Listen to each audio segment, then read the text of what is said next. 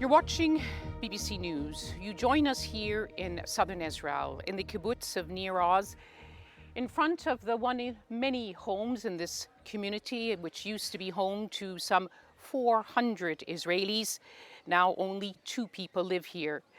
The entire family, which once lived in this home and others, were killed in Hamas's murderous rampage across kibbutz and towns of southern Israel on October the 7th, from the 82-year-old grandmother to the 2-year-old child. In a moment, we'll be speaking to one of the family members who survived. But now let's look at the latest news this hour, beginning in Lebanon, where Israeli bombardment continued overnight. Some 30 strikes were reported on the Lebanese capital, Beirut. We can see a picture of the Beirut skyline here when the attacks were taking place. Lebanese media described, as you can see, the attacks as very violent. You can see the plumes of smoke rising. There were more than 30 attacks in southern suburbs of Beirut. Hezbollah has a strong presence there, but it's a densely populated residential area too. Residents were filmed fleeing in panic as people tried to find safety.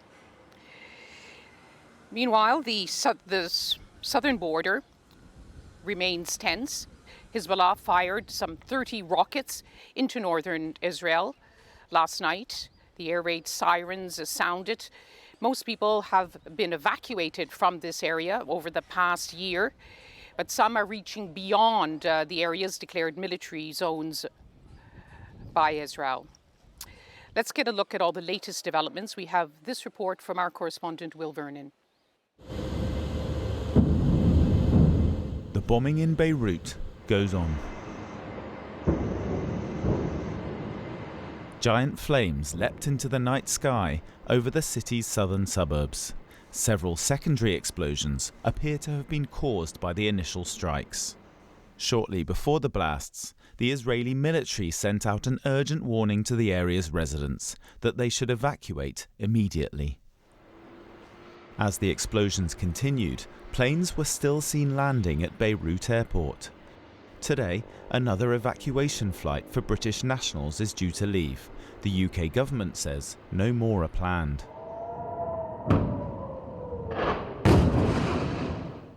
Just across the border, northern Israel also came under attack from Lebanon. The country's Iron Dome air defences were activated. And after this huge ballistic missile attack last week, the Israeli Prime Minister vowed revenge on Iran.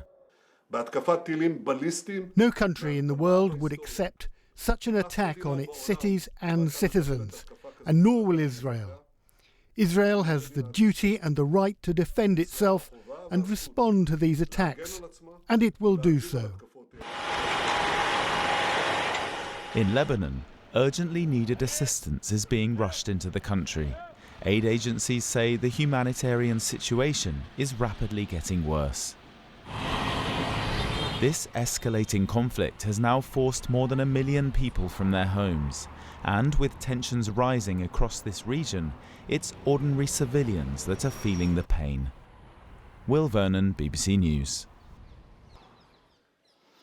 Well, let's get the latest now from Beirut this morning. We can join our correspondent there, Lina Sinjab. Lina, it's being described as the most violent night yet in Beirut after what have been many days of bombardments. Just tell us what it was like last night. It was really apocalyptic, Lise. People felt that they are watching hell on earth. You know, the fire, the constant attacks, the fear, whether people who are in Dahya or surrounding Dahya, or even a little bit far from Dahya, the sound, the scene of it and the feel of these bombardments were terrible. Of course, this is not the first night that Lebanese that are living these kind of horror moments. There have been nights and nights of sleepless hours for the Lebanese.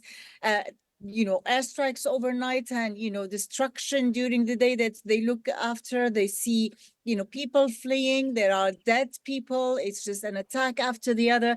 And for the Lebanese, really, it's obvious for them. It's not only an attack on Hezbollah or a defense of the southern border for the Israelis, but an expanded attack. This is how the Lebanese see it, to cripple Hezbollah and to stop any kind of resistance against Israel. And that could be a target anywhere, anytime, even in civilian areas. And what are the reports from those areas this morning? Are emergency crews able to access the area to try to rescue the injured and take away any bodies if there have been people killed? So far, there hasn't been reports of, emergency teams arriving on site, but we've seen in several, attacks, some of the sites, emergency teams haven't been able to reach because it's consecutive attacks after the other. Of course, residents in the area have been warned by the Israel Defense Forces. There were 3 warnings for evacuation of 8 neighborhoods, but the effect of these strikes is going beyond the neighborhoods or where the precise attacks are taking place. We've seen even outside Dahye, people are fleeing on foot, seeking, help and finding safety areas. So these are stories that are happening on a daily basis, and a daily basis of running away for safety, and daily efforts for rescue operation, for finding shelters, and for treating the wounded or retrieving bodies. Lina Sinjab, thank you very much for joining us with the latest from the capital, Beirut. Well, 1 year on, despite the growing calls for a ceasefire, most of all for Israelis to bring the hostages home, the situation continues to be one of escalation and mounting tension. Not just here in Israel, but across the region, with Israel widely expected to retaliate for Iran's barrage of nearly 200 ballistic missiles, which was in itself a retaliatory strike. My colleague Laura Koonsberg has been speaking to Israel's ambassador to the UK this morning, Sipi Hotavelli, who outlined Israel's perspective right now. So we're not interested to be under a missile threat from Iran. We're not interested to be under this ring of fire from the proxies. This is why we will dismantle the threat. This is for the cabinet to decide how. But we will dismantle the threat because no country will tolerate that. But could that include a strike on Iran's nuclear facilities? Because that would, perhaps you would acknowledge this, many Western leaders think that would move the whole world into a new phase of danger. President Biden has asked Israel to rule out attacking Iran's nuclear sites. Will you? We will do everything that will remove a threat, first. Second, if the world wants to prevent something like that, first of all, we need to prevent from Iran nuclear abilities, because if this is what Iran is doing without nuclear abilities, can you imagine what this regime of terror, this regime that killed and executed Mahsa Amini, that doesn't care about our values, that is against any Western and liberal values. Can you imagine what this regime can do?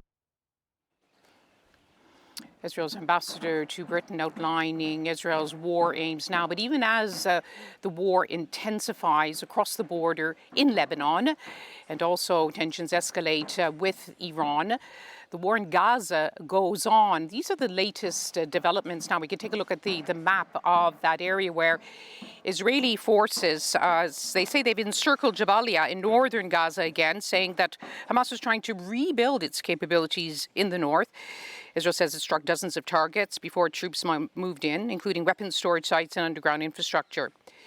And in central Gaza, at least 24 people were killed and dozens wounded after Israeli warplanes struck a mosque in Deir al-Balah. That's according to Palestinian media. Israel says Hamas had been using the compound as a command center, but eyewitnesses in the area said it was housing displaced people. The mosque was being used as a shelter. And beyond this region and around the world, pro-Palestinian marches are being held this weekend. This is the latest image from a march held in Sydney, Australia.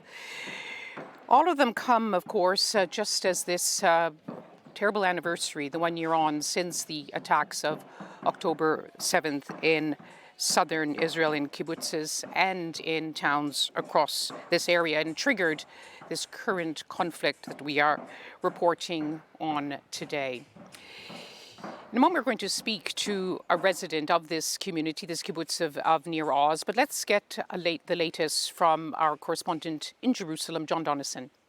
People in Beirut saying that it was the worst night of this conflict so far. You had those massive explosions quite close to the airport, a huge fireball going up into the sky, some speculation that some sort of fuel depot, even a petrol station, might have been hit, but it looked pretty scary, and those strikes have been going on into this morning. So Israel absolutely not letting up, and at the same time, as you said in your introduction, Hezbollah continuing to fire back.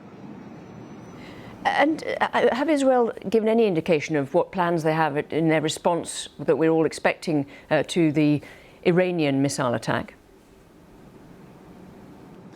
No, they haven't, but it's going to come. You know, it was a Jewish holiday in Israel for the Jewish New Year at the end of last week. That has now finished, and it's not a question of if, but when. So Israel has a range of targets it could go for. It could go for economic targets, so that could be oil refineries, power stations, that sort of thing, to try and hit Iran's economy. That would be at the low end of the scale. It could then obviously target Iran's nuclear facilities, something that the United States is very much urging caution on. And then at the top end, I guess, I spoke to a very senior former Israeli army general last week who said he didn't rule out possibly an assassination attempt on Iran's supreme leader. So that would obviously be a huge escalation. We don't know when it's going to happen. Prime Minister Netanyahu gave an address last night, and he said that the region was facing the forces of barbarism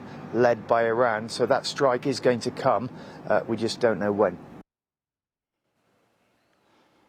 That was my colleague John Donnison speaking to Lauren Taylor.